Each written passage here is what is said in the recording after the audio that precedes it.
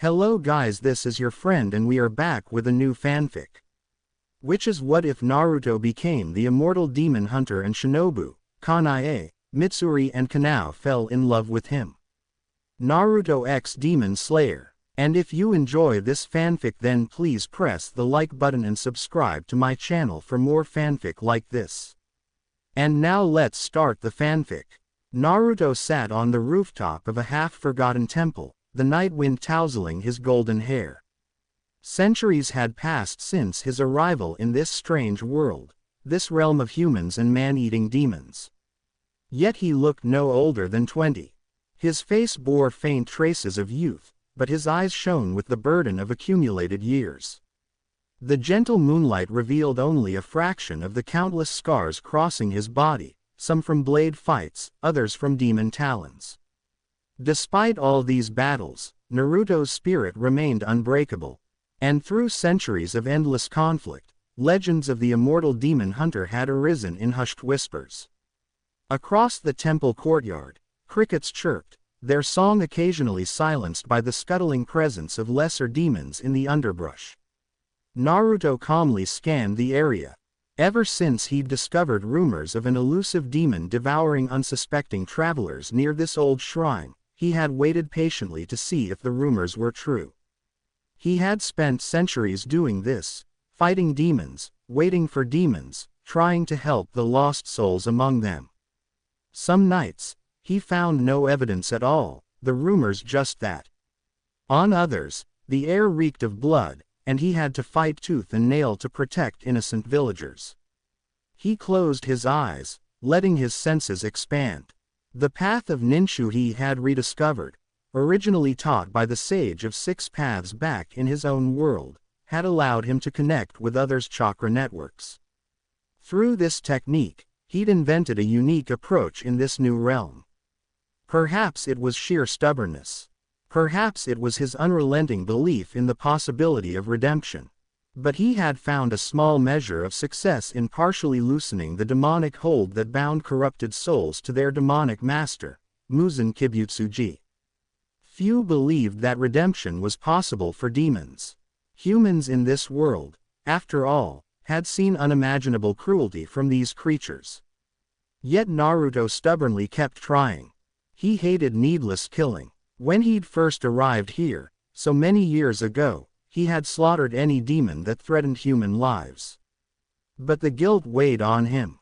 He was, after all, Jinchuriki to the nine tails in his old life, a boy who once craved acceptance. He'd resolved to find a better way. Over the centuries, Naruto realized the monstrous transformation from human to demon wasn't always a simple choice but sometimes an act of desperation, an unwilling deal or a forced encounter that left victims trapped in Muzan's thrall. He had the power and the time to seek another path. Suddenly, his eyes flew open.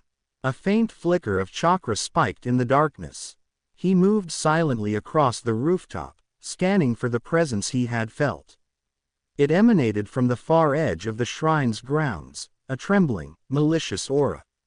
Naruto bent his knees, launching himself into the air, crossing the courtyard in one swift leap. Moonlight illuminated his form, briefly exposing the swirl pattern on his sage-like cloak. At the edge of the courtyard, an emaciated demon clutched a half-eaten rabbit, spindly arms trembling as if it fought an internal battle between animalistic hunger and a shred of long-lost humanity. Its skin was pallid, bearing black veins that spread along its neck and chest, a testament to Muzan's curse. The demon turned abruptly, red eyes glowering. A savage hiss cut through the night. Naruto exhaled softly, stepping forward without drawing a weapon. He put his palms outward, adopting a soothing stance. "Easy," he said, his voice calm. "You're hungry, but you don't have to kill people to survive." A raspy snarl escaped the demon's lips. It lunged, claws extending like gleaming scythes in the moonlight. Naruto's hand flashed, intercepting the demon's wrist mid-strike. The creature's superhuman strength was impressive. Naruto merely braced his feet. At once, the demon found it couldn't budge him even an inch. They all say the same thing at first, Naruto murmured. But trust me, there might be another way. Please stop struggling. But the demon's red eyes reflected only primal terror and anger. It lunged again, forcing Naruto to pivot, letting the demon's momentum carry it face first into the ground. He held it in a firm but painless lock. In my old life, I believed in saving even those who'd succumb to darkness, he whispered, more to himself than to the demon.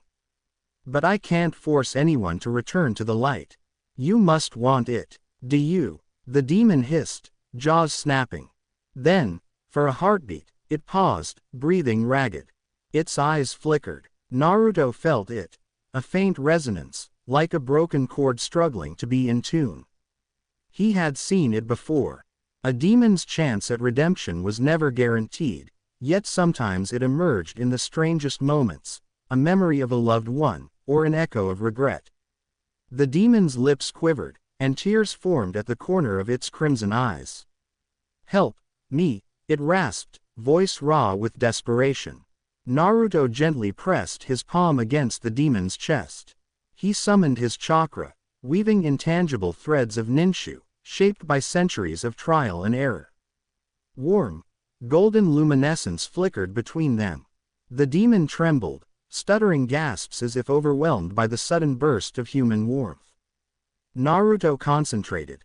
The technique was less about brute force and more about empathy, connection. He wasn't trying to forcibly eradicate the demon's condition, as that was nearly impossible. Instead, he sought to weaken Muzen's corruption, offering a path for the demon's humanity to re-emerge in part. It would never return the demon to a pure human state, but it could transform them into half-demons, strong, but no longer wholly enslaved to Muzen's bloodthirsty will. With a final, bright flash, the demon collapsed. Its once razor-sharp claws receded to a more human shape. Its eyes softened to a dulled maroon. Panting, it looked up at Naruto. The scrawny form was still mostly demonic, but the savage aura had lessened. The demon's breathing steadied, confusion and fear swirling in its gaze. I'm alive, it said, voice trembling. Naruto managed a gentle smile, standing up and offering his hand. You're alive, and you can keep living, without taking human lives. It won't be easy. You'll feel the hunger more than ever, and only your will can keep you from slipping back. Do you really want redemption? The half-demon slowly nodded. Yes. Then come with me, Naruto said softly. I'll show you how to survive. We'll figure something out. A rustle in the courtyard made Naruto lift his gaze. The demon tensed, but Naruto's senses immediately recognized the presence. No new threat here, just a local villager. Indeed, a young woman peeked around the corner of the temple steps. Her eyes widened at the scene. Naruto crouched over a creature that was neither fully human nor fully demon. Demon, she shrieked, stumbling backward. Instantly, fear blazed in her eyes. Naruto held a finger to his lips. I know you're scared, he said gently, but please, stay calm. He turned to the newly half-demon. We'll work this out, but first, come with me. We can't remain here. More people will come if she screams. Trembling, the half-demon nodded, letting Naruto help him to his feet. Together, they disappeared into the shadows beyond the courtyard, leaving the frightened villager behind to spread rumors yet again. Another whisper in the wind. Another chapter in the legend of the immortal demon hunter who might not be as heartless as the stories claimed. In the weeks following that night, Naruto continued his silent wanderings. He guided the half-demon by offering small bits of knowledge gleaned over centuries: how to subdue the demon hunger with specialized medicinal herbs, how to meditate using the vestiges of ninshu. The transformation was never perfect, and each demon's body reacted differently.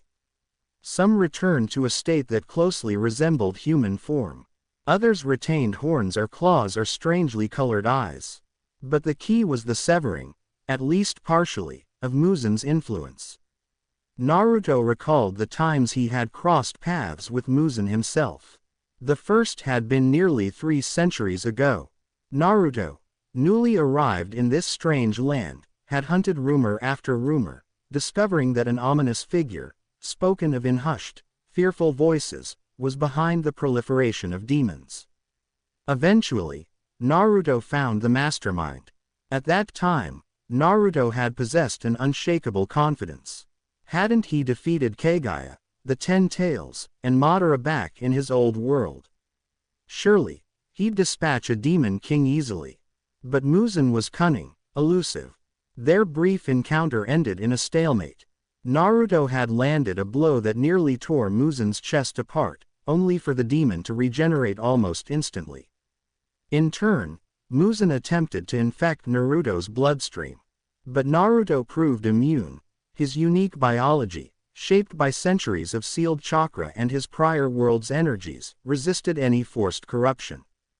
After exchanging a few more devastating blows, Muzan had withdrawn, sporting a single real wound from Naruto's Rasengan. That wound never fully healed. Since that day, Naruto had become the Demon King's greatest annoyance, an immortal wildcard, neither demon nor typical human. Yet no matter how many times Muzan tried, he couldn't kill Naruto. The second and third meetings had been no more conclusive. Muzan survived, fled, and cursed Naruto's eternal presence. Naruto, while confident in his immortality, could never quite land the killing blow on Muzan. Perhaps it was the demon's shapeshifting mastery, the cunning manipulations, or simply the fact that Naruto had no allies in this world for the longest time. He fought alone, an immortal traveler in a land that often mistrusted him as much as it feared demons. Oh. Generations rose and fell. All the while, the Demon Slayer Corps, an organization of extraordinary swordsmen dedicated to eradicating demons, evolved. Sometimes Naruto would cross paths with them, saving demon slayers from close brushes with powerful enemies. Other times he fought alongside them in the shadows. Yet the Corps never truly recognized him. Rumors described him as a mythical avenger, an enigma known as the Immortal One. Some demon slayers claimed to have seen him on the battlefield, only for him to vanish before they could confirm. As decades passed, the Corps took on a formalized structure under the leadership of the Ubuyashiki family, who themselves were cursed but possessed keen insight and compassion. Hashira, pillars of strength, emerged as the elite of demon slayers, each with a unique breathing style that harnessed their internal power to fight demons. Naruto respected their determination. Despite having a more potent method at his disposal, his chakra abilities, he appreciated the devotion the demon slayers poured into their training. It was in these modern times that a cheerful, deceptively mild-mannered girl named Kanae Kocho rose through the ranks to become the Flower Hashira. Accompanied by her younger sister, Shinobu, Kanae was known for her gentle smile and lethal skill with the blade. The Kocho sisters dreamed of a world where demons could be saved from their misery, at least, that was Kanae's hope. Naruto first encountered the Kocho sisters from afar. He observed them while they were on a mission, cornered by a formidable demon that was minutes from taking Kanae's life. Kanae managed to fight it off, but not without suffering grievous wounds. In a split second, Naruto intervened. He leapt in, unleashed a burst of chakra-laced wind, and forced the demon away from finishing its killing strike. Kanae collapsed, drifting toward unconsciousness. Shinobu, terrified but determined, tried to keep the demon at bay. Naruto had driven it away, claiming its arm with a single palm strike. By the time Shinobu turned, wild-eyed, Naruto had slipped away, not wishing to answer questions or draw the corpse's suspicion. He merely left Kanae in Shinobu's arms, ensuring she would survive until medical attention arrived. That day set a rumor in motion. A golden-haired savior appeared, Shinobu whispered to the slayers who arrived. He saved my sister when all hope was lost, and then vanished. She and Kanae knew the ephemeral figure had to be the legendary immortal demon hunter. Kanae clung to life, eventually slipping into a coma from her injuries. Shinobu's bitterness flared, an unending frustration that she hadn't possessed the strength to save her sister alone. And so began Shinobu's relentless search for the rumored immortal. She needed answers. About his power, about saving others from demon curses, about the possibility of redemption that Kanae so cherished. Years later, Kanae woke from her coma. Though physically frail now, she continued to cling to her hopeful worldview. Shinobu, proud of her sister's unwavering kindness yet deeply protective, had taken up Kanae's dream of forging a peace between humans and demons, a dream that sounded impossible to others in the Demon Slayer Corps. Shinobu's facade of sweetness hid an iron will, and whenever rumors surfaced of a mysterious golden-haired warrior, she secretly followed every lead. Those leads finally brought her to a remote, hidden village. The rumor said that in the dead of night, an unusually large demon had vanished without a trace, leaving a battered but still living body behind. With no other clue, Shinobu traveled across rough terrain, ignoring the protests of her fellow demon slayers, who insisted that the rumors were nonsense. After all, who could possibly fight demons with bare hands and leave them alive?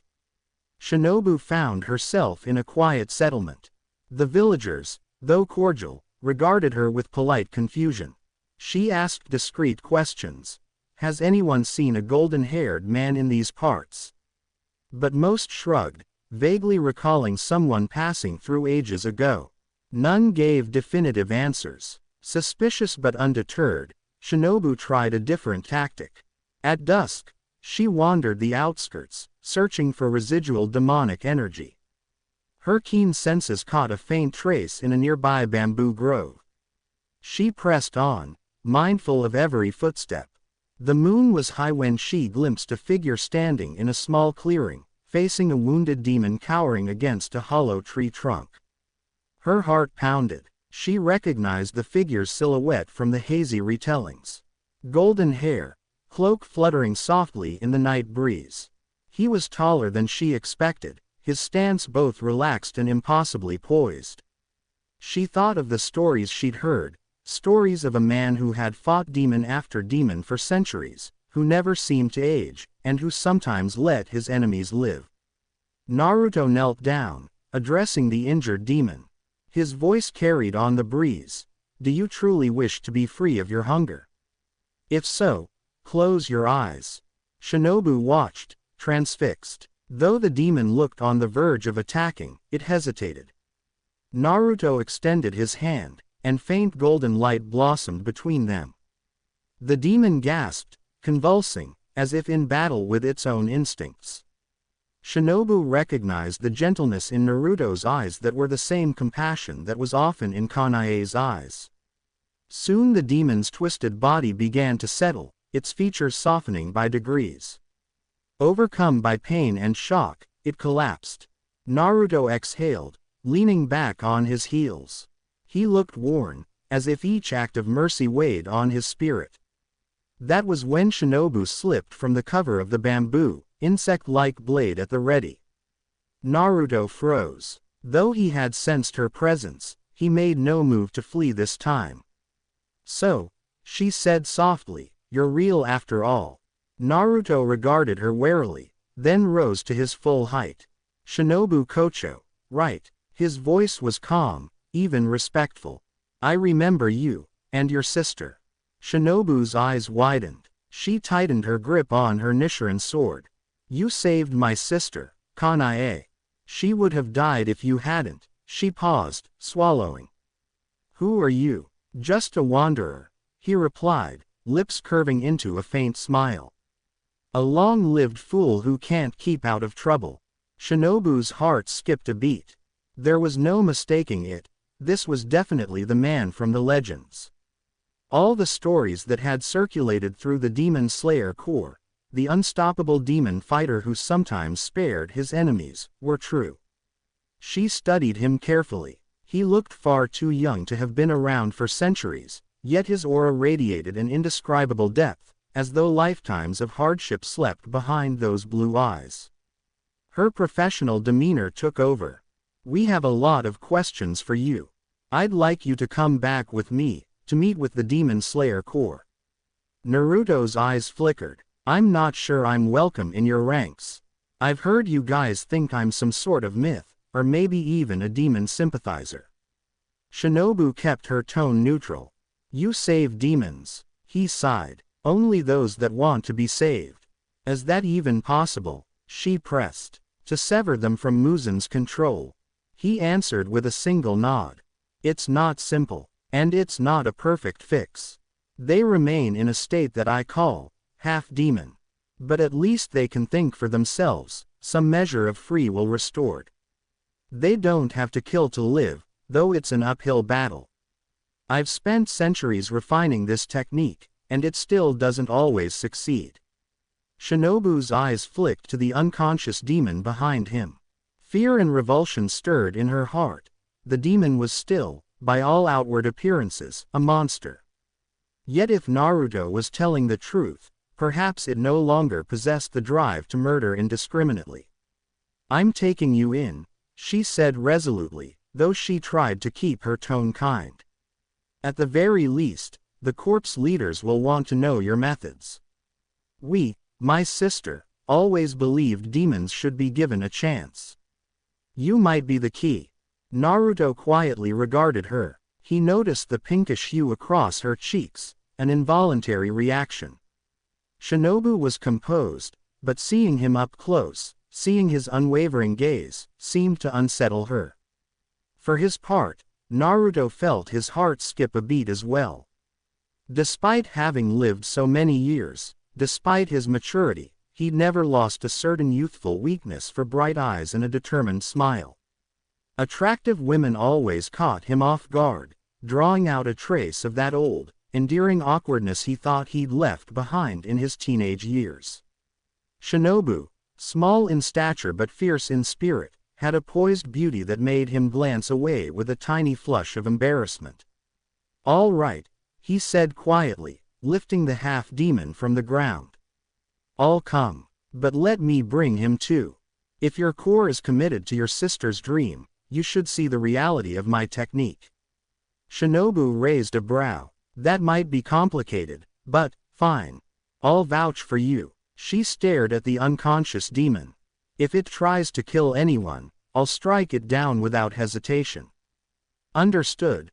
Naruto agreed, turning back to her. Shinobu-san, how is Kanae-san doing? Her expression shifted, softening briefly.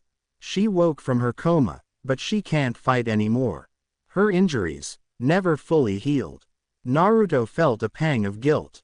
He'd saved Kanae from death that night, but evidently not from a life of suffering. He silently vowed to see if he could help her further. Shinobu hesitated a moment. One more thing, she asked, her eyes narrowing in a mixture of curiosity and slight suspicion. Why did you save my sister that night? You could have just kept going on your way. Naruto's lips parted, a sad smile appearing. I saw the same kindness in her that I once saw in another friend, a friend who changed my life when I was still young and foolish. Besides, I don't like seeing good people die if I can help it. Shinobu's breath caught in her throat. That answer was so simple, so direct. It stirred something inside her, an echo of her sister's worldview. Perhaps, she realized, he truly was the ally they'd been praying for. Without another word, Shinobu turned, leading him through the bamboo grove. Torchlight flickered in the distance, marking the small settlement. Naruto followed quietly, the half-demon cradled in his arms. As they approached a quiet footpath, Shinobu paused, letting him catch up. You know, she began, a small, teasing edge to her voice. Most legends say you're 8 feet tall, with fangs and glowing eyes. I'm a little disappointed. Naruto chuckled. I'll try not to disappoint you in other ways. She found herself smiling, unable to hide that he amused her. And though she would never admit it, his presence was strangely comforting, like someone who had seen everything, yet still believed in hope. Together, they set off toward headquarters. Little did they know, This single meeting was about to send tremors through the Demon Slayer Corps. They were bringing home not only the immortal demon hunter of legend, but also a demon who had supposedly been severed from Muzen's curse. If Naruto's claims were genuine, this might be the breakthrough to bring the Corps closer to ending Muzen for good. A pale dawn broke over the hidden estate of the Demon Slayer Corps. Nestled deep in the mountains and veiled by dense forest, the headquarters consisted of low-slung wooden buildings and training fields. At this early hour, the corridors lay quiet, with only a handful of Kikuchi Corps members responsible for cleanup and logistics tending to their tasks. Footsteps echoed across the courtyard. Shinobu Kocho, looking as serene as ever, guided Naruto through the main entrance. Trailing behind them was the newly half-demon man, still unsteady on his feet but no longer snarling or feral. A handful of guards tensed at the sight of him, hands slipping toward the hilts of their Nichiren blades. Whispered exclamations rippled through the ranks. That demon. He's not attacking. Who's that with Kocho-san? Naruto's gaze drifted over the estate's large training yard, where battered dummies, archery targets, and sword stands bore testament to relentless practice. Memories of times he'd observed the corpse foreigners flitted through his mind. Though the uniform had changed over the centuries, their resolute spirit remained the same, unwavering commitment in the face of darkness. A narrow-eyed slayer stepped in front of Naruto and Shinobu, blocking their path with an outstretched arm. "Kocho-san," he said, voice low with warning, "who is this man and why are you bringing a demon here?" Shinobu gave him a sweet, placid smile that belied the steel in her tone. "He's a special guest and the demon is not to be harmed. I will explain everything to the master. Kindly step aside." The slayer hesitated. Then he glanced at Naruto's strange attire and bright hair, frowned at the subdued demon, and stepped back. "Yes, ma'am," Shinobu continued, leading Naruto deeper into the compound. The hush of rumors trailed in their wake. Naruto felt the tension behind every gaze, hostility, curiosity, and thinly veiled fear. Centuries of demon onslaught had hardened these people's hearts against any creature bearing demonic traits. Understandable, he thought, yet still unfortunate. They soon reached a wide porch that overlooked a tranquil garden. Standing there was a small entourage of Kikuchi and medics, waiting anxiously to receive Shinobu's urgent summons. At the forefront stood a slender woman with large, gentle eyes and a subtle aura of quiet authority. She wore a uniform similar to Shinobu's but carried neither sword nor visible weapon. "Shinobu Dono," the woman exclaimed, rushing forward. "You sent word, is it true? You found..." Her voice faltered as she took in Naruto's presence, then slid to the half-demon behind him. For a moment, wariness flickered across her face, but she quickly schooled it into professional calm. Naruto recognized that look, a mixture of compassionate concern and fear for those she served. "This is Aoi," Shinobu said to Naruto. Then, addressing Aoi, "Please see that he, the half-demon, receives basic care, but do not let anyone harm him." She gestured at two medics, who approached with visible trepidation, preparing to examine the half-demon. He shied back, nervous, but Naruto placed a reassuring hand on his shoulder. "It's all right," Naruto murmured. "They won't hurt you." With a final glance of trust at Naruto, the half-demon let the medics lead him away. They disappeared through a side door, escorted by guards who kept their swords half-drawn just in case. A new wave of hushed whispers passed among onlookers, but Shinobu ignored them. "This way," she said softly, turning to Naruto. "We have a special building for important visitors, like you. Then I'll arrange your meeting with the master and, of course, with my sister." Naruto's heart twinged at the mention of Kanae. He wondered if she was fully healed despite Shinobu's words that she couldn't fight. He silently followed Shinobu along a winding path. Exquisite gardens flanked them on either side, carefully tended, full of koi ponds and stepping stones. Old pines rose up, their branches twisting toward the sky. Despite the tension in the air, the Demon Slayer core estate was undeniably beautiful, a testament to how humanity could still preserve moments of tranquility despite living under constant threat. Soon, they arrived at a modest guest house. Tatami mats lined the floors, and sliding doors opened onto a view of a small, private courtyard.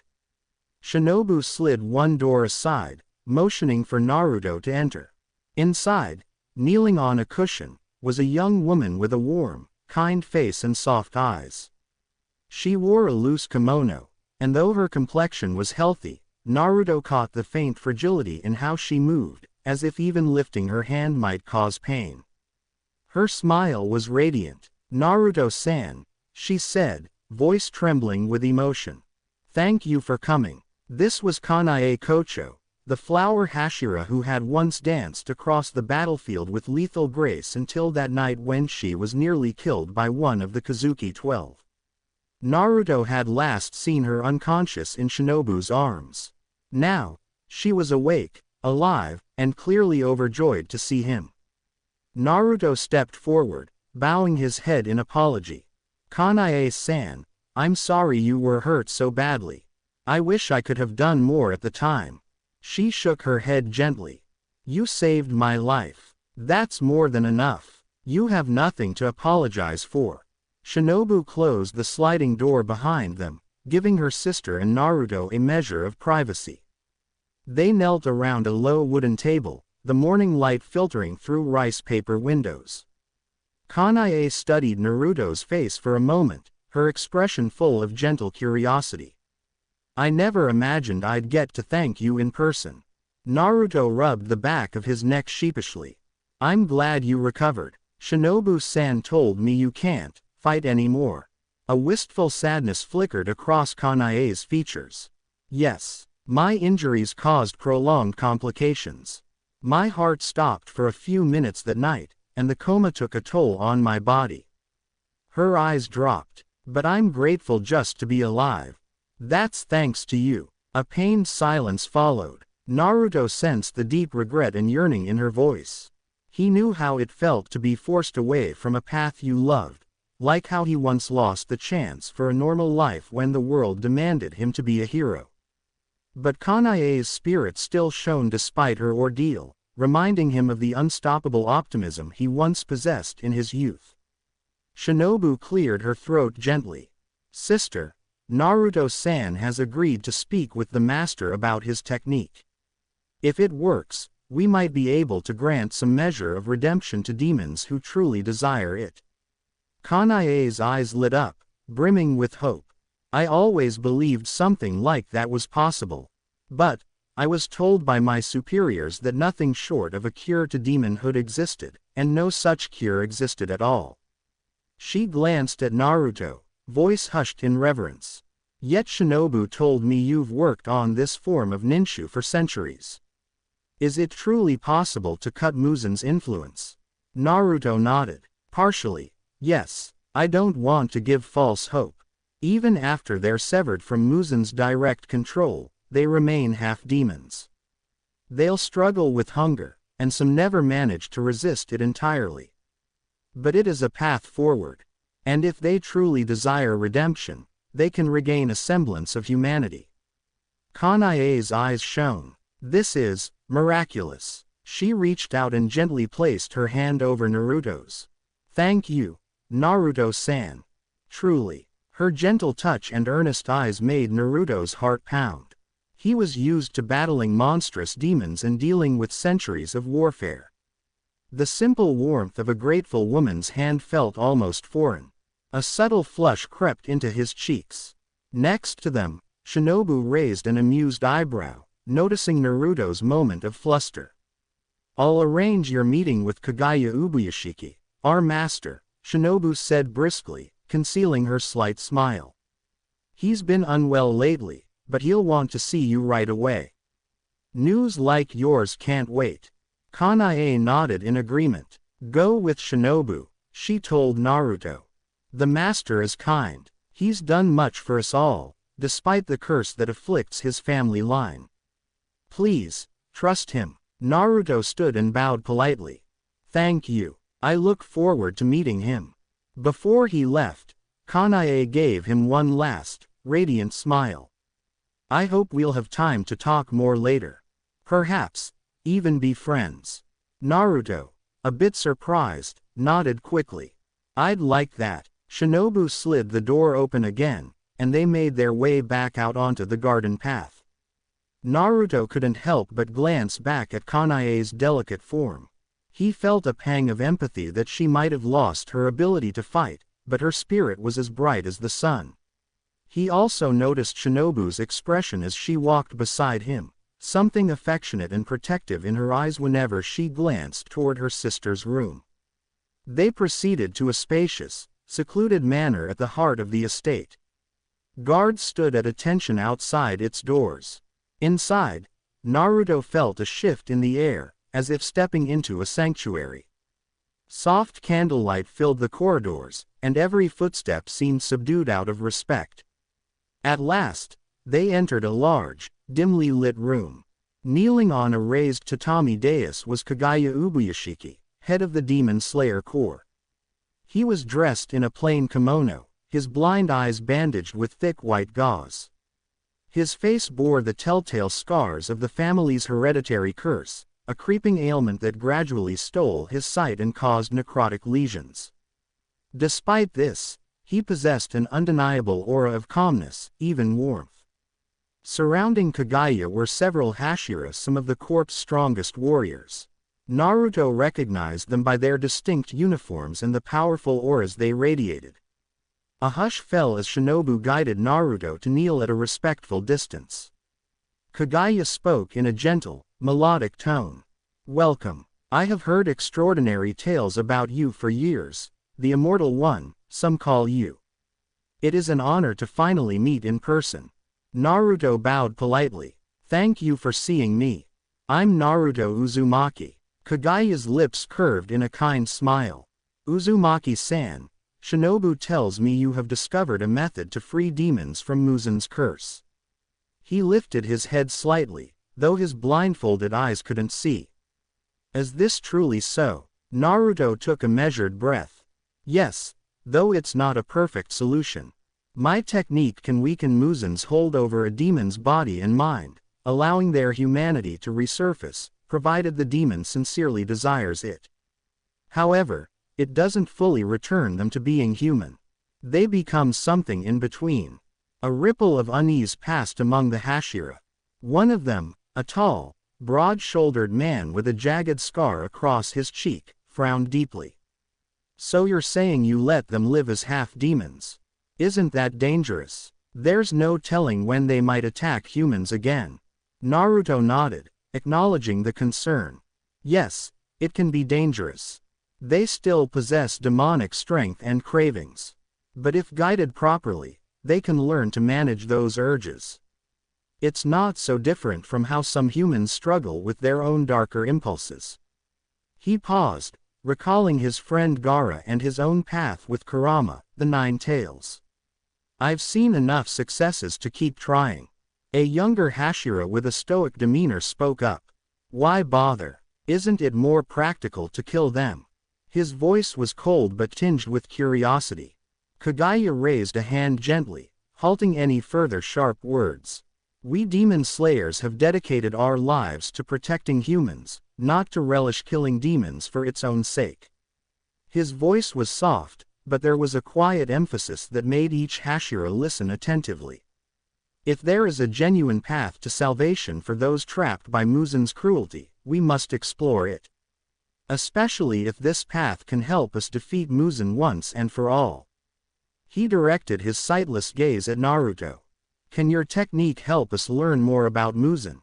Perhaps weaken his power? Naruto nodded. I believe so. Over the centuries, I've encountered demons who, upon being freed, still carried fragments of Muzen's memories or knowledge. Demons share a blood link with him that extends beyond mere physical transformation. If enough demons sever that link, it might weaken him, or at least weaken his ability to raise new demons. Kagaya let out a thoughtful hum. Incredible. Shinobu, You made the right call bringing him here. Shinobu bowed. Thank you, Master. Also, Naruto wishes to remain autonomous. He's not looking to join the corps officially. She glanced at Naruto, who quietly confirmed her words with a nod. But I think we can work together, Master, if you approve. The corners of Kagaya's mouth lifted in a knowing smile. Indeed, an official rank may not suit someone who has walked his own path for centuries. However, I believe a partnership is entirely possible. His tone turned grave. Uzumaki-san, Muzan is more active than ever. Our intel suggests he's seeking to create more upper moons, or refine the existing ones. He grows bold. I fear it has something to do with you. Perhaps he senses your presence. Naruto's jaw tightened. He remembered his previous clashes with Muzan, each time ending in the demon's retreat but never in his demise. He wants me dead, but he's never found a way to kill me. A stir among the Hashira. Some frowned, still skeptical, others deeply intrigued by the possibility of an immortal ally. Kagaya inclined his head. If you are amenable, I would ask for your help. Help us strengthen our demon slayers, teach us what you know about weakening Muzan's influence.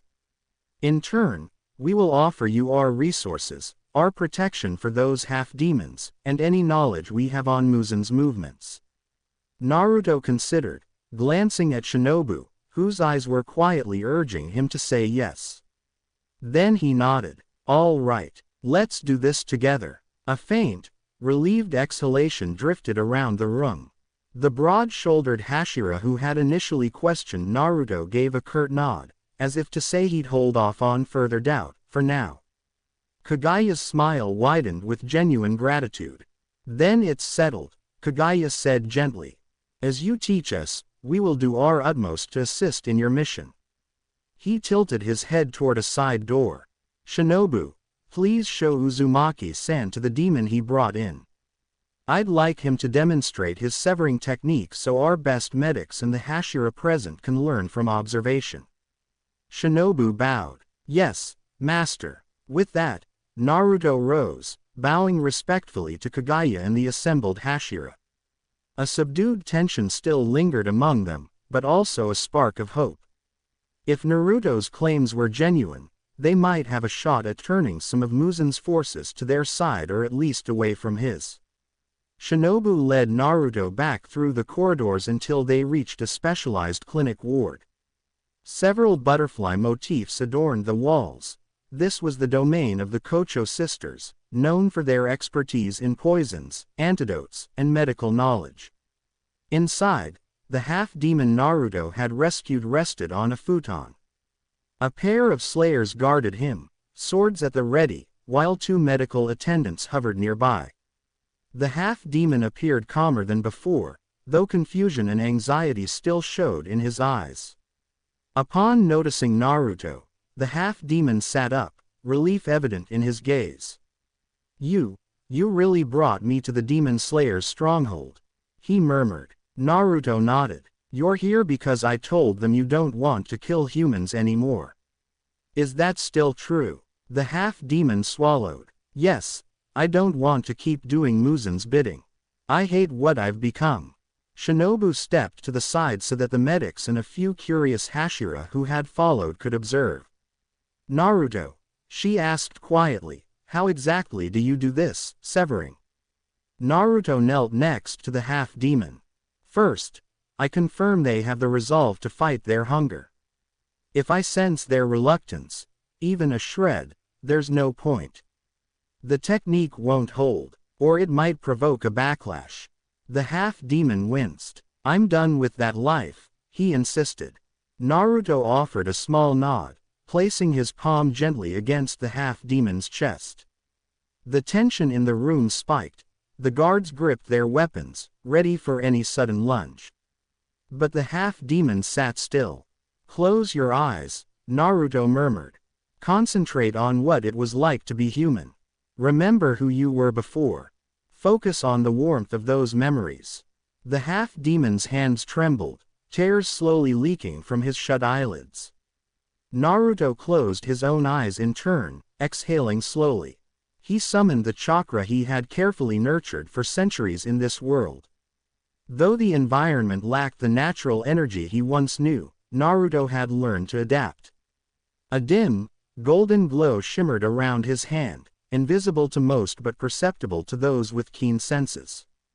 "Think of someone you loved," Naruto said softly. "A family member, a dear friend, someone you want to protect." A sob escaped the half-demon's lips. That was enough. Naruto pressed his hand harder, weaving intangible threads of ninchu with the half-demon's own energy network, what this world called stamina or life force. It wasn't exactly chakra as Naruto once knew, but it was close enough. Bit by bit, he guided the half-demon's demonic power, coaxing it away from Muzen's destructive influence. Shinobu watched intently, arms folded across her chest. She sensed no typical breathing style or wisteria poison at work here. Instead, it felt gentler, like Naruto was flowing his compassion into the demon's corrupted veins, pulling from a wellspring of empathy that dwarfed normal human limits. The half-demon's body convulsed. Then, black veins along his neck receded marginally, the blazing crimson of his irises easing into a softer shade. He let out a ragged exhale. Naruto maintained contact, ensuring the transformation stabilized. The process took several minutes, but finally, the half-demon's posture sagged, exhausted but visibly calmer. Naruto released him. "How do you feel?" The half-demon looked down at his hands. His claws were still somewhat elongated, but their earlier vicious sheen had dulled. "Different," he whispered. The hunger is there, but it's not controlling me." Cheers welled up again. "Thank you." A small chorus of astonished gasps rose from the attendants. One of the Hashira, a rather curvaceous pink-haired woman, stared in awe. "He looks more human," she remarked. Shinobu approached, lifting a stethoscope to check the half-demon's heartbeat. She noted his breathing, even took a closer look at his eyes. "Incredible," she breathed, turning to Naruto. "So even if he still has the physical traits of a demon, he's no longer compelled by Muzen's blood." Naruto nodded. "The link isn't fully severed if Muzen exerts his will. The demon could still feel pain or might be forced into partial obedience, but it's drastically weakened. And if the demon stands strong in his own convictions, he can resist. It's not an easy road, though." The half-demon, tears streaking his face, lowered his head to Naruto. "Thank you," he repeated, voice thick with emotion. "I was prepared to die, but you gave me a second chance." Naruto placed a comforting hand on his shoulder. "Live well, then." For a moment, Shinobu was speechless, her inquisitive mind racing. She was the insect Hashira, skilled in poisons and immunology. Yet this strange chakra-based therapy was unlike anything she'd studied. That it came from another world entirely boggled her. But results were results. She couldn't deny what she was seeing. One of the medics murmured, "Then, this demon is safe to keep here." Shinobu responded firmly, "We'll keep him under careful observation. But yes, for now." She looked to Naruto. "I suggest we continue examining your technique.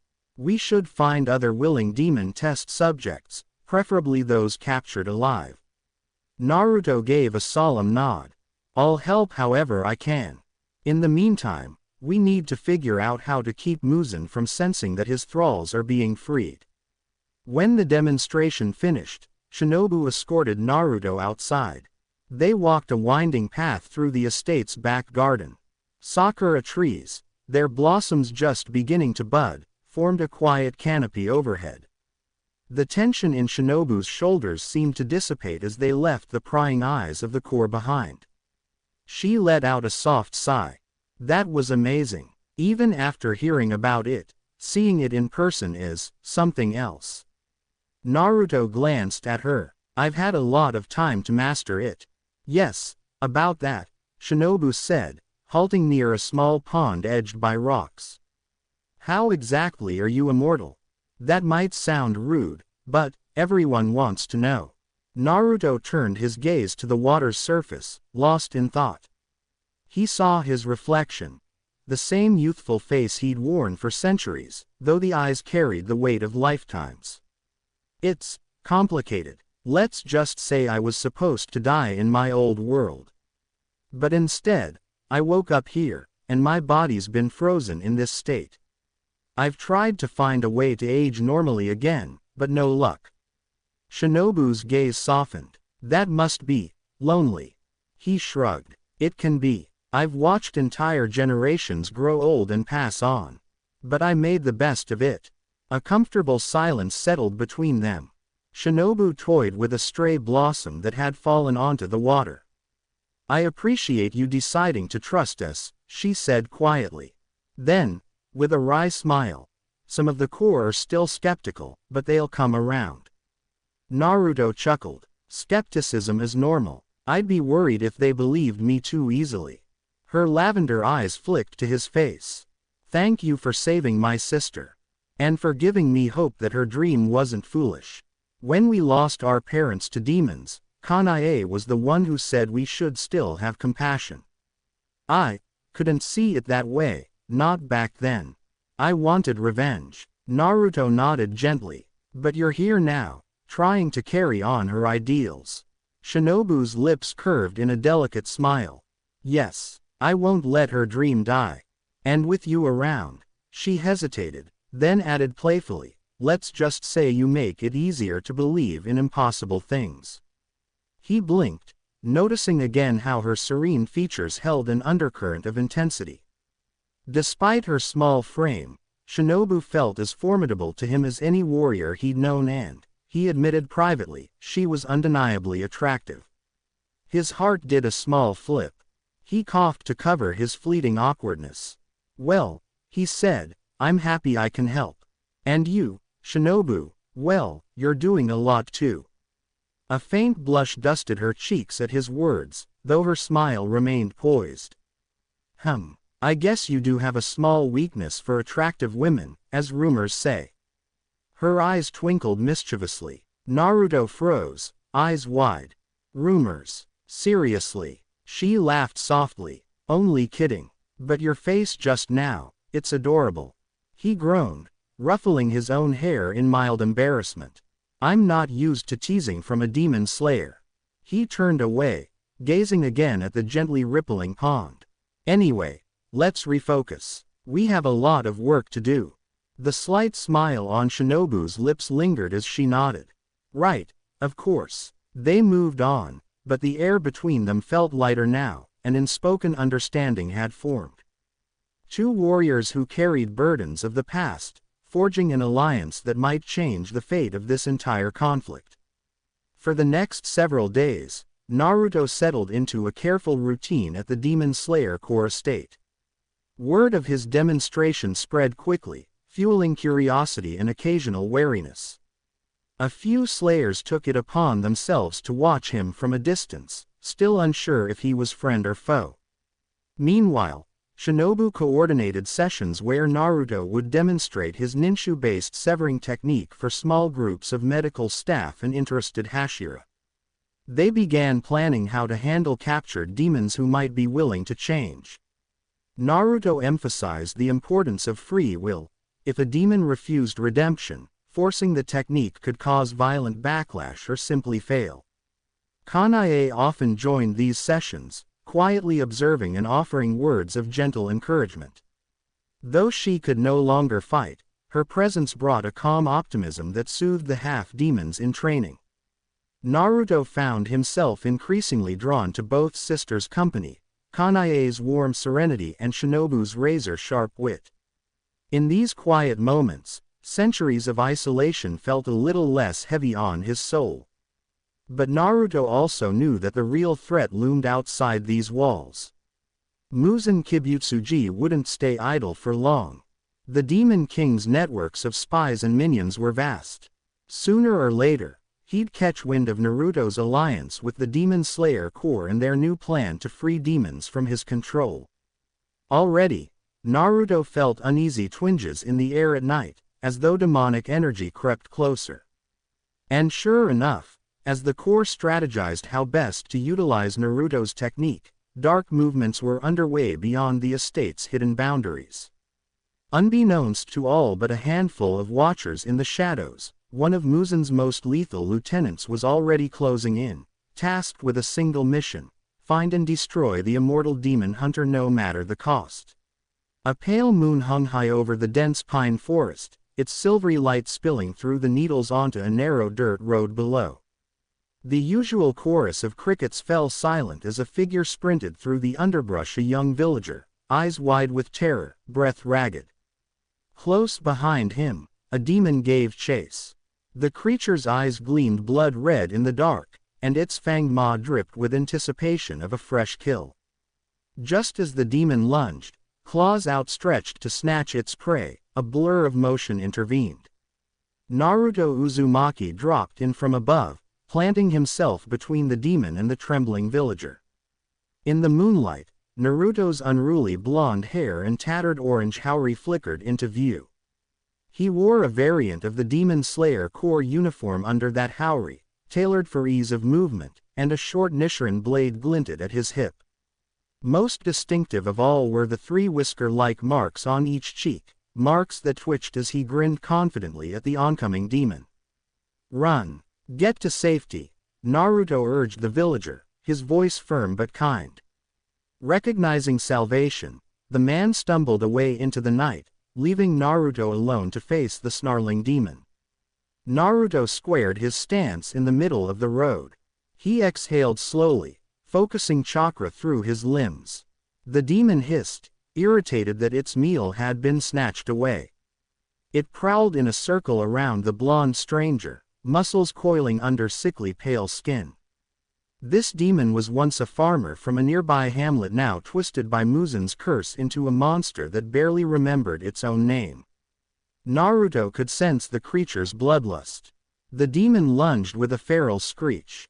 It swiped a clawed hand at Naruto's face. He sidestepped the attack, the claw passing a hair's breadth from his nose and cleaving a chunk of bark off a tree behind him. In the same fluid motion, Naruto drove his elbow into the demon's ribs, a chakra-augmented blow that landed with a dull crack. The demon was sent skidding back across the dirt, snarling more in surprise than pain as its broken rib began to knit itself back together almost immediately.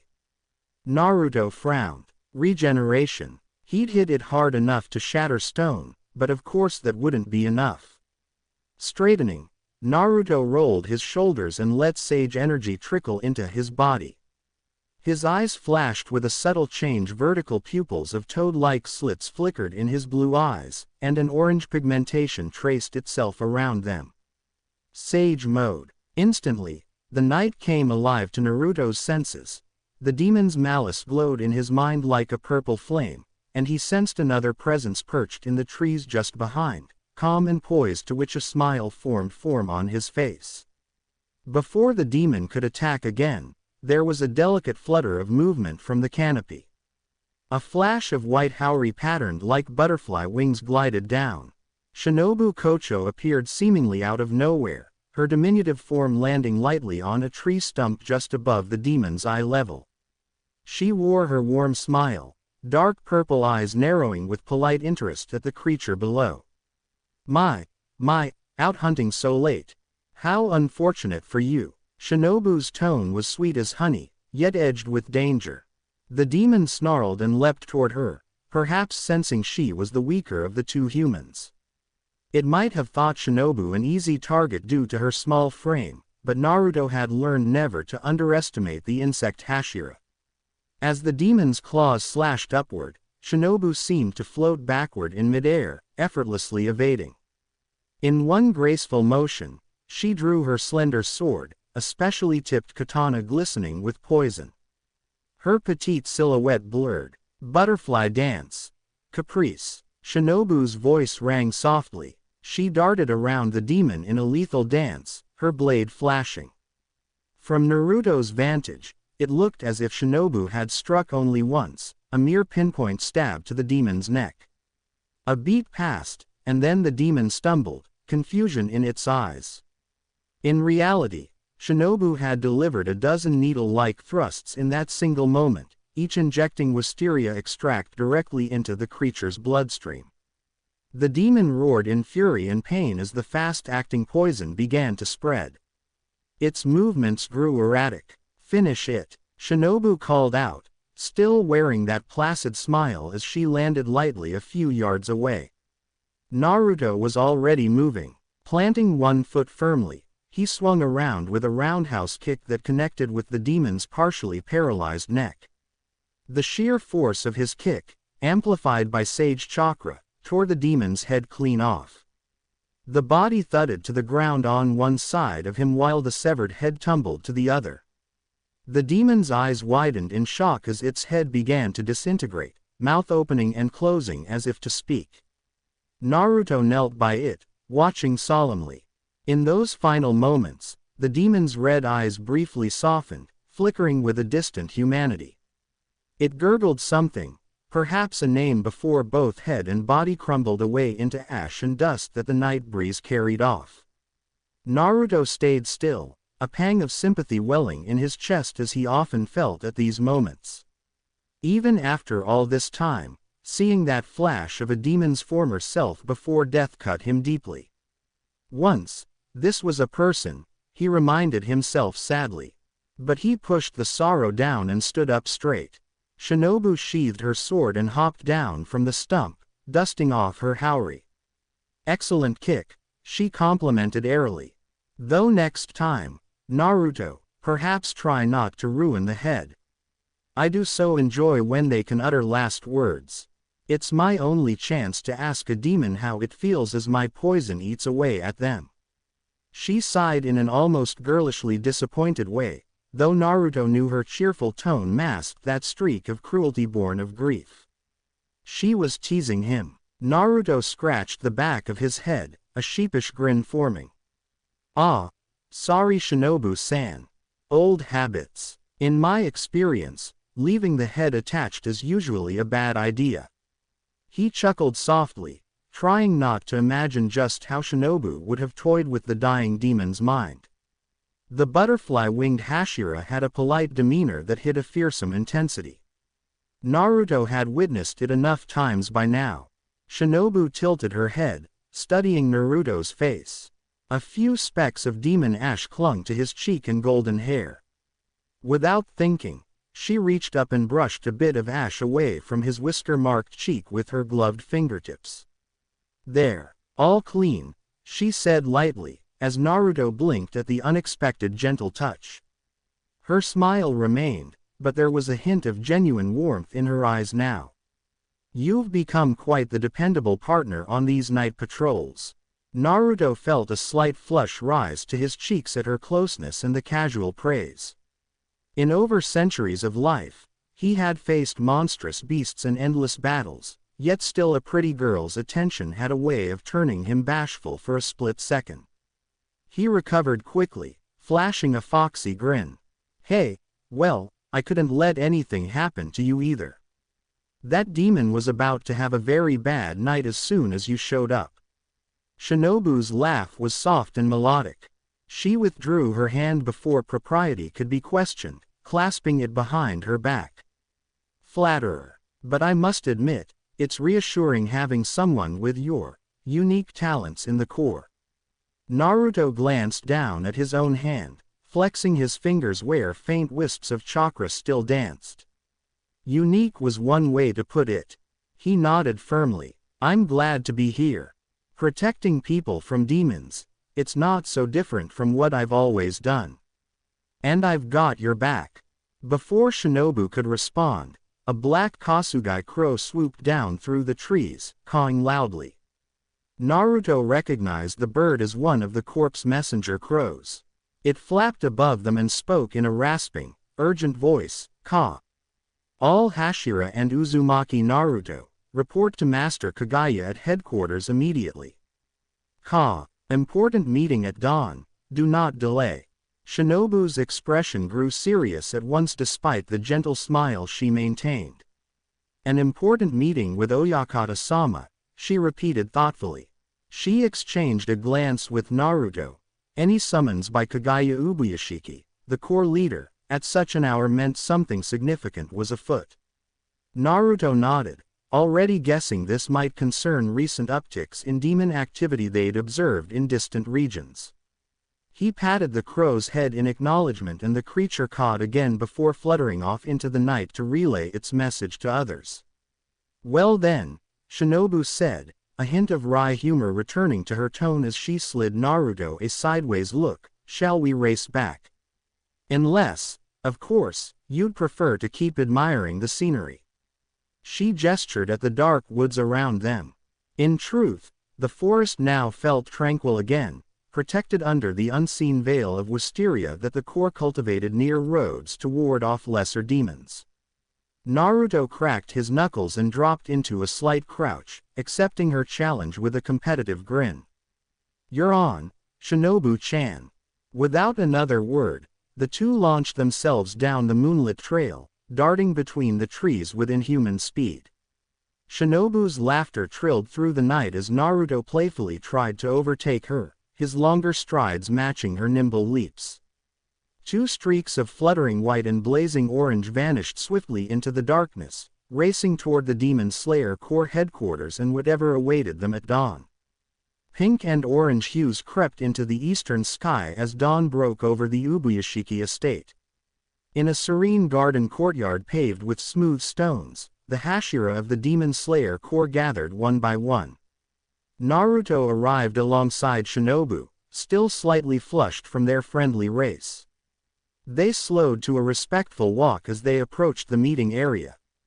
A long Ingawa porch bordered the garden, and kneeling there on a cushion was Kagaya Ubuyashiki, the corpse master. Kagaya was a young man of gentle countenance, marked by a mysterious sickness that mottled his skin with pale scars. His eyes were clouded and nearly sightless, yet he turned his head toward Naruto and Shinobu as if he could see them clearly. By his side stood his wife, Amane, silent and poised. Two of Kagaya's small children peeked out from behind a sliding door, curious about the gathering of heroes in their yard. Naruto's stride slowed. Though he had lived long and seen many leaders, he always felt a quiet awe in Kagaya's presence. The man radiated compassion and wisdom. "Good morning, Master Kagaya," Shinobu said warmly. Naruto echoed her greeting with a polite nod. Around them, the other pillars were already assembled in a semicircle on the stone path. Some stood, others knelt. All turned their attention to the master. Kagaya's lips curved in a welcoming smile. "Thank you all for coming on such short notice, my children." His voice was soft and kind, yet carried authority that commanded respect. "I apologize for disrupting your rest. Please, be at ease." Naruto and Shinobu joined the circle of Hashira. He noticed Kyojuro Rengoku, the flame Hashira, practically vibrating with energy even at this early hour. Rengoku beamed at Naruto, his golden-red haori catching the sunlight. "Ah, Naruto, good to see you, my friend." He boomed in greeting, voice full of enthusiasm but kept just quiet enough for Kagaya's sake. Naruto grinned back. Rengoku's positivity was infectious. Next to Rengoku, the love Hashira Mitsuri Kanroji gave Naruto an excited little wave, her green and pink hair swaying. She was blushing faintly just from the excitement of the meeting. When Naruto returned her wave with a friendly smile, Mitsuri's cheeks flushed a deeper rose. She had a habit of becoming flustered around strong, kind men, and Naruto's reputation had certainly charmed her. By Mitsuri's feet coiled the white serpent companion of Obanai Iguro, the serpent Hashira. Obanai himself watched Naruto with wary heterochromatic eyes, one golden and the other teal from behind his bandaged lower face. He gave a curt nod of acknowledgement. His pet snake Kaburamaru flicked its tongue in Naruto's direction as if also appraising the immortal newcomer. At the far end of the porch, Gyome Himahima, the stone Hashira, loomed tall even while seated. The giant of a man was softly weeping into his hands, crystal tears rolling down his cheeks as he murmured a prayer. Naruto knew Guillaume's tears were not sadness but the overflowing of his compassionate soul, offering morning prayers for the departed. Guillaume acknowledged Naruto's presence with a gentle incline of his head, the myriad prayer beads around his neck clacking softly. Leaning against a wooden pillar with an air of extravagance was Tengen Uzui, the sound Hashira. Adorned in a flashy sleeveless uniform showcasing his muscular arms and numerous gemstones glinting on his forehead and around his neck, Tengen looked every bit the former ninja he was. So the immortal shinobi graces us with his presence and fashionably on time. How flamboyant, Tengen quipped with a sharp-toothed grin. Naruto chuckled, scratching his cheek. Coming from any other, the words might have dripped sarcasm, but Naruto had come to recognize Tengen's playful tone. There was respect in the shinobi turned Hashira's eyes. Both men shared a bond as shinobi, albeit from vastly different eras and villages. Not far from Tengen stood Muichiro Tokido, the mist Hashira, only 14 yet already a prodigy. Muichiro gazed up at the drifting morning clouds as if lost in them, seemingly oblivious to everything. Naruto wasn't sure Muichiro even realized he and Shinobu had arrived until the boy blinked and noticed Naruto standing a few steps away. "Oh," Muichiro murmured, expression distant. "Good morning, Naruto," was it. Despite having met Naruto several times, Muichiro's memory tended to be hazy. Naruto smiled kindly and gave a small wave. "Morning, Muichiro." The mist Hashira simply nodded once, already drifting back into his own thoughts. Standing a little apart from the others was Giyu Tomioka, water Hashira. Giyu's face was as impassive as ever, his blue haori half-patterned in geometric squares fluttering in the light breeze. He caught Naruto's eye and gave a subtle nod of greeting. The two hadn't spoken much, but Naruto respected Giyu's quiet dedication. He recalled Shinobu mentioning that Giyu was notoriously awkward socially, so Naruto appreciated the brief acknowledgement. And finally, beside Giyu was Sanemi Shinazugawa, the wind Hashira, identifiable by the wild scars crisscrossing his face and his unruly white hair. Sanemi's arms were crossed over his chest as he eyed Naruto with open skepticism. A faint sneer touched his lips. Naruto could almost feel the hostility radiating off the man, albeit it wasn't personal exactly. Sanemi seemed to have a constant simmering anger within, especially when anything involving demons or irregularity in their core came up.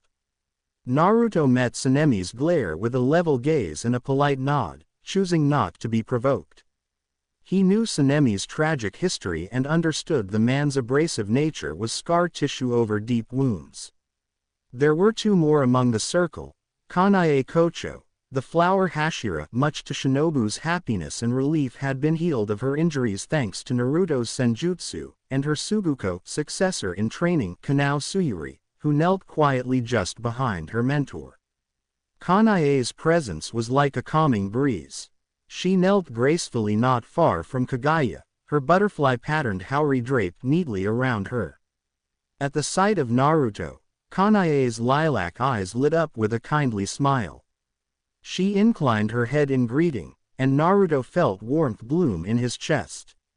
He returned a grin, remembering the late-night conversations they had shared under the lantern light at the Butterfly Mansion.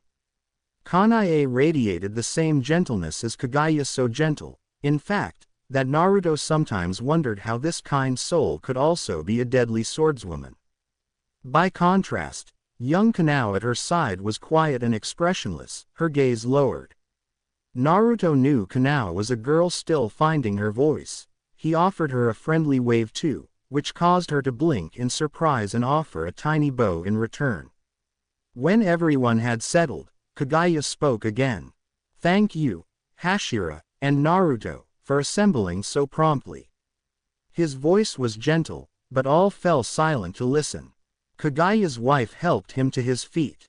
Though frail, he insisted on standing to address them.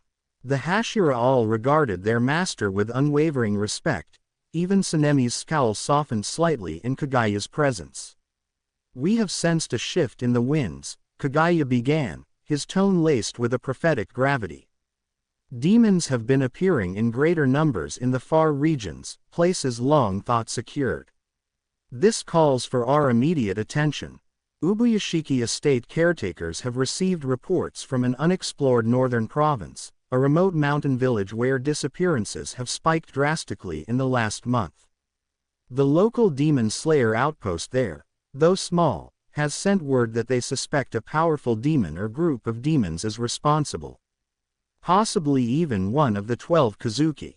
A murmur ran through the circle at that. Mitsuri clasped her hands to her chest anxiously. Rengoku's eyes flashed with determination. Sanemi clicked his tongue, impatient to be on the move already, and Obanai's grip tightened on his sword's hilt. Kagaya raised a hand for silence. I share these reports with all of you, but I have decided on a course of action. I will be dispatching a team of 3 to handle the situation in the north. Flame Hashira Rengoku Kyojuro. Kagaya inclined his head toward Rengoku. Love Hashira Kanroji Mitsuri. He gave Mitsuri a kind smile as her heart-shaped pupils seemed to sparkle with pride at being entrusted, and Naruto Uzumaki, our esteemed ally. Naruto's eyes widened slightly at being formally named, but he kept a respectful posture. Around him, he noted mixed reactions.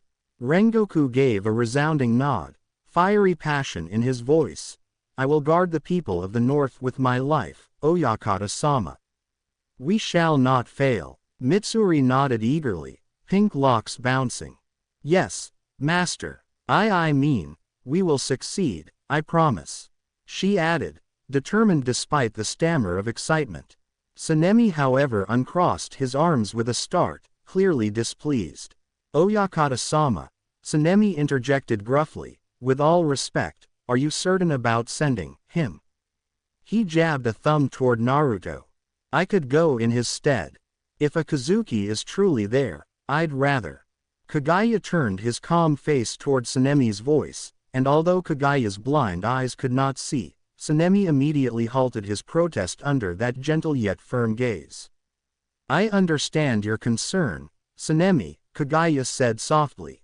Rest assured, this team was chosen with care. Naruto may not hold the title of Hashira, but he has more than proven his skill and dedication to our cause. The master's tone allowed no argument, yet remained kind. Sanemi clicked his tongue and looked away, frustration tightening his jaw, but he did not speak further. Obanai gave Sanemi a side-eyed glance of disapproval for challenging Kagaya's word, while Mitsuri shot Naruto a reassuring smile. Kagaya continued, addressing the group at large. Naruto's abilities are unique among us. He brings centuries of experience in combating evil. His fire-style techniques and raw taijutsu power have proven effective against demons in ways we are only beginning to understand. I have faith that alongside Rengoku's flames and Mitsuri's skill, this team will uncover what is happening in the north and eliminate the threat. Naruto bowed his head. Thank you, Kagaya-sama. I won't let you down. He meant it with every fiber of his being. It still felt odd to be formally included when he first allied with the Corps. Months ago, he was a stranger from another land. But Kagaya had welcomed him like family from the start, and Naruto was determined to repay that trust. Kagaya offered a gentle smile in Naruto's direction. I know you will not. In truth, Naruto, you have already saved countless lives since joining us. The entire Corps has heard tales of the immortal shinobi who strikes demons down with fists of fire. Morale among the lower ranks has risen knowing someone of your caliber fights by their side. Naruto felt a bashful grin tug at him and an urge to protest that he was just part of a team, but he held his tongue out of respect. Clearing his throat softly, Kagaya went on. While that team journeys north, the rest of you will not be idle. Demons take no respite, and so neither can we. Each of you has assignments in your regions. He then distributed additional orders. Tomioka and Shinazugawa, I ask that you double-check the security of our eastern villages. There have been whispers of a demon fleeing that way, possibly from Natagumo's remnants. Uzui and Tokido, I entrust you to investigate disturbing rumors out of a southwestern town, reports of soundless nights and vanished villagers. Kocho Shinobu and Kocho Kanae. At this, both sisters straightened attentively. Kagaya's expression grew even more tender. I would like you two to remain here for now, overseeing the Butterfly Mansion's infirmary and training the newer slayers. We may need your medical expertise soon, depending on what the others find. Also, I have a feeling that the North may eventually require your delicate touch, Kanae. Kanae accepted the assignment with a respectful bow, though a flicker of worry crossed her gentle face at the implication that medical care might be needed. Naruto realized Kagaya was anticipating casualties or injuries. It made his stomach clench, but he steeled himself. Not if I can help it, he vowed privately.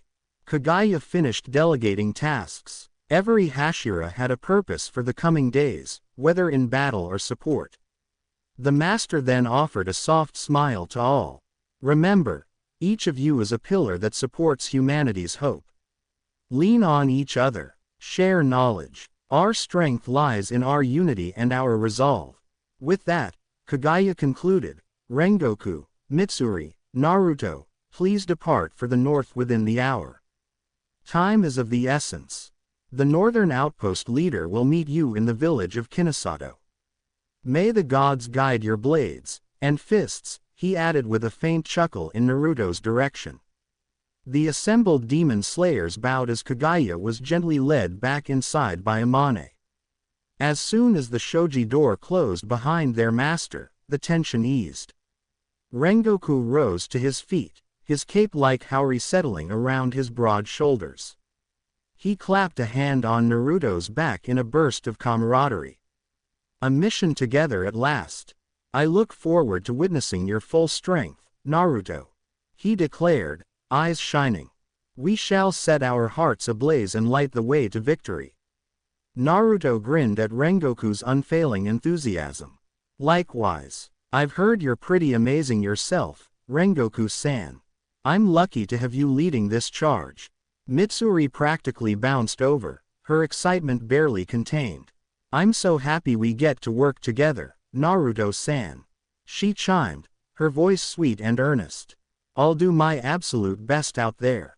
Oh, I hope we can save everyone, and, she added, twirling a strand of pink hair around her finger as she spoke, if we succeed, maybe we could all have a celebration dinner.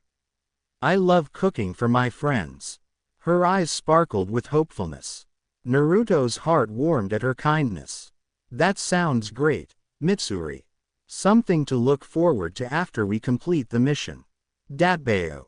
He caught himself at the end, laughing lightly at slipping into his old verbal tic. Mitsuri giggled at the peculiar catchphrase while Rengoku threw his head back in a hearty laugh, clearly amused even if he didn't understand the meaning. Behind them, a harsh scoff cut through the pleasant moment. Sanemi stood, adjusting the white wind-patterned cape on his shoulders with a scowl. Just don't get in the Hashira's way, ninja, he muttered bluntly at Naruto while passing by. The words were barbed, but Naruto sensed the concern hidden within the roughness. Rather than bristle, Naruto simply gave Sanemi a small, sincere smile. Take care, Sanemi. Don't worry about us, we'll come back in one piece. Sanemi paused, surprised for a moment by Naruto's genuine tone. He merely snorted and stalked off, but not before Mitsuri shot him a gentle frown for his rudeness. Obanai slithered after Sanemi without a word, though his snake Kaburamaru gave what looked like a parting glare at Naruto on his master's behalf. As the Hashira dispersed to prepare for their tasks, Shinobu and Kanae approached Naruto. Shinobu wore her ever-present smile, but her eyes betrayed a hint of worry. Be careful out there, she said softly. The north is far, and we don't know what you'll find. Just don't do anything too reckless, Naruto. Despite her teasing manner, Naruto could tell she cared deeply. Kanae rested a hand on Shinobu's shoulder and stepped forward. What my sister means is we'll be praying for your success. Kanae's voice was gentle, yet firm. Her violet eyes sought Naruto's, conveying trust. Bring everyone home safe, Naruto. And look after yourself too. Her hand lightly squeezed Naruto's forearm in a brief, encouraging touch. Naruto felt that familiar flutter at their nearness as the Kocho sisters both had a way of centering him and unbalancing him all at once. He gave a confident nod. I promise I'll do everything I can. And I'll make sure Rengoku and Mitsuri stay safe too. Shinobu's lips quirked. They are Hashira, you know. If anything, it might be you who needs saving, She teased, poking at his ego just a little. Naruto laughed. I can handle myself, Shinobu-chan. But I appreciate the concern. He then gave Kanae a warm look. We'll be back before you know it. I still owe you that story about the frog sages, remember? He had been regaling Kanae one evening with some of his more light-hearted adventures from his original world, and she'd been particularly tickled by the idea of giant talking toads. Kanae smiled brightly at the reminder. I'll hold you to that. Safe travels, Naruto-san. For a moment, the two simply gazed at each other in understanding before Shinobu cleared her throat pointedly, playfully rolling her eyes at how her sister and the immortal ninja seemed to forget anyone else existed when they spoke. Rengoku's booming voice broke the moment, calling out from the gate, Naruto. Mitsuri, we must make haste. Naruto took a step back, giving the Kocho sisters a parting wave. Time to go. See you soon, Shinobu, Kanae. With that, he turned and jogged after Mitsuri and Rengoku, who were already heading out, eager to depart. As Naruto left the courtyard, he felt a strange mix of excitement and solemn duty swirling within. The sun climbed higher, casting the Hashira's long shadows across the estate grounds. In those early morning rays, Naruto's figure could be seen walking beside the proud forms of Rengoku and Mitsuri, three silhouettes striding toward the gate and the trials beyond, ready to carry the hope of the Demon Slayer court to the farthest corners of the land.